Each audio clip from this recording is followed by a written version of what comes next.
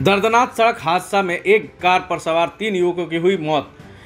बड़ी खबर बेतिया से, जहां एक दर्दनाक सड़क हादसा हुआ है। इस हादसे में एक कार पर सवार 3 युवकों की दर्दनाक मौत हो गई है। घटना बेतिया लौरिया मुख्य पथ पर बनकटवा स्कूल के पास की है। मौके पर पहुंची लौरिया थाना की पुलिस ने ग्रामीणों के सहयोग से किसी तरह शव को गाड़ी के अंदर से बाहर निकाला और पोस्टमार्टम के लिए भेज दिया। हादसे में मरने वाले 2 युवकों की पहचान हो गई है, जिसमें एक युवक का नाम दीपक कुमार है, जो नौतन का रहने वाला बताया जाता है, जबकि दूसरा युवक की पहचान पूर्वी चंपारण के हरसिद्धि निवासी यासिफ इकबाल के रूप में पुलिस ने इसके पास से आधार कार्ड के आधार पर किया है। घटना के बारे में बताया जाता है कि तेज रफ्तार एक कार लौरिया की तरफ से बेतिया की ओर जा रही थी। इसी बीच बनकटवा स्कूल के पास अचानक गाड़ी सड़क किनारे खड़ी एक ट्रैक्टर के ट्रॉली में जा टकराई। टक्कर इतनी जोरदार थी कि ट्रैक्टर का ट्रॉली भी पलट गया और गाड़ी का परछका उड़ गया।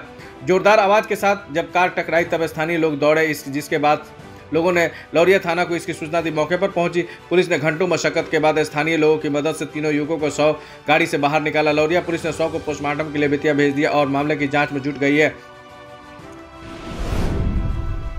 चोरी की बाइक को लावारिस हालत में पुलिस ने की बरामद। योगापट्टी थाना क्षेत्र के पुलिस ने ग्रामीणों की सूचना पर मंगलवार को नवलपुर थाना क्षेत्र के सेमरी उचवा टोला स्थित बगीचा से लावारिस हालत में 2 सप्ताह पूर्व में चोरी हुई बाइक को बरामद की है। मिली जानकारी के अनुसार नवलपुर थाना क्षेत्र स्थित सेमरी गांव निवासी गैसुद्दीन अंसारी का पुत्र बाबर अंसारी 21 फरवरी 2021 को आधार कार्ड बनवाने योगापट्टी गया था। उसी दौरान बाबर अंसारी की मुलाकात उसके मौसेरे भाई चौमुखा गाँव निवासी उस्मान अंसारी से हुई, जो शौच करने बाइक मांग कर ले गया। थोड़ी देर में उस्मान ने दूरभाष के माध्यम से बाबर अंसारी को सूचना दिया कि उसकी बाइक चोरी हो गई है। आनन फानन में बाबर अंसारी ने बाइक चोरी के होने की प्राथमिकी योगापट्टी थाना में अज्ञात के विरुद्ध दर्ज कराया था। उसी दिन से पुलिस और वाहन स्वामी दोनों लगातार बाइक की तलाश में प्रयासरत है। पुलिस दबाव के चलते चोरों ने उक्त बाइक को बाबर अंसारी के गाँव से थोड़ी दूर कटहा नदी के किनारे सुनसान बगीचे में छोड़ गया था। योगापट्टी एसआई गणेश कुमार द्विवेदी ने बताया कि चोरी की बाइक बरामद कर ली गई है। इस संदर्भ में अग्रिम कार्रवाई की जा रही है।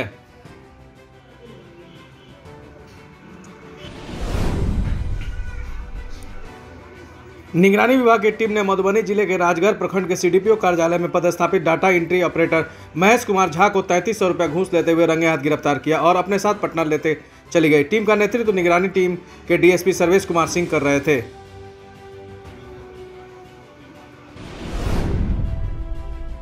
भारत सरकार की महत्वाकांक्षी योजना प्रधानमंत्री कृषि सिंचाई योजना से पश्चिम चंपारण के बलुई भूमि पर भितहा अंचल के कई गांव के किसान ड्रिप और स्प्रिंकल का प्रयोग कर लहलहा रहे हैं फसल। कभी मिनी चंबल के नाम से विख्यात पश्चिम चंपारण, जहां सूरज डूबते ही ग्रामीण अपने अपने घरों से नहीं निकलते थे, अब वे वहीं के किसान बिहार व केंद्र सरकार द्वारा बताया गया आधुनिक तरीके से खेती कर हो रहे हैं अब मालामाल। जहां पहले होता था खरपतवार, अब हो रहा है वहां सब्जी और मक्के की खेती के साथ साथ किसान अपने खेतों में लगा रहे हैं केला का पौधा। जहां पहले खेतों की सिंचाई करने में काफ़ी ज़्यादा पैसा लगता था, वहीं अब कम पैसा में बिजली से कर रहे हैं सिंचाई किसान। इस संबंध में भितहा प्रखंड के बिनही गांव के निवासी किसान निरंजन कुशवाहा और रविंद्र कुशवाहा ने बताया कि पहले इस जमीन पर कुछ भी नहीं होता था। जब से हम लोग यहाँ स्प्रिंकल लगाए हैं तब से यहाँ अच्छी फसल हो रही है और लगातार कम लागत इसका लग रहा है।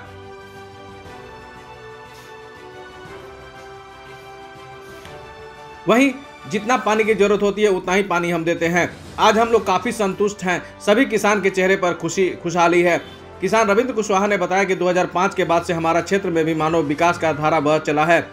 उन्होंने कहा कि पहले हम लोग 1 एकड़ खेत की सिंचाई करने में जहां पहले 1000 रुपया लगता था, अब वही मात्र 40 से 50 रुपया में कर देते हैं। वही इस संबंध में जिला उद्यान पदाधिकारी विवेक भारती ने बताया कि किसानों की आय दोगुना करने का सबसे आसान तरीका है उसकी लागत को कम किया जाए। आज किसान भारत सरकार का महत्वाकांक्षी प्रधानमंत्री कृषि सिंचाई योजना से ड्रिप और स्प्रिंकल का प्रयोग कर यहाँ के किसान अच्छी आमदनी प्राप्त कर रहे हैं। साथ ही उन्होंने यह भी बताया कि ड्रिप और स्प्रिंकल सिंचाई योजना बिहार सरकार का भी जल जीवन हरियाली योजना का महत्वपूर्ण अंग है।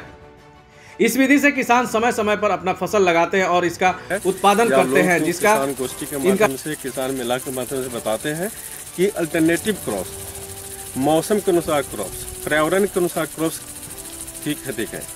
मैं भी वही बता रहा था कि यदि अब इसमें जमाइन मेथी लगाए रहते तो जो मकई में जो कॉस्ट आएंगे वह जमाइन से निकल जाए। और जमाइन ज़्यादा महंगा मिलता है, वह मेडिसिनल यूज होता है, हमारे सब्जी या बहुत सारे मसाला स्पाइस में इसका यूज होता है। तो किसानों को इसी बात को हम लोग बता रहे हैं कि अब अल्टरनेटिव क्रॉप्स और साथ साथ कमर्शियल जिसका वैल्यूबल जाते हैं उसको भी खेती करें, उसके साथ करें, ताकि आपको ज़्यादा से ज़्यादा आय मिले। ज़्यादा से ज़्यादा आपको आय प्राप्ति होगी तो निश्चित से बेहतर करेंगे।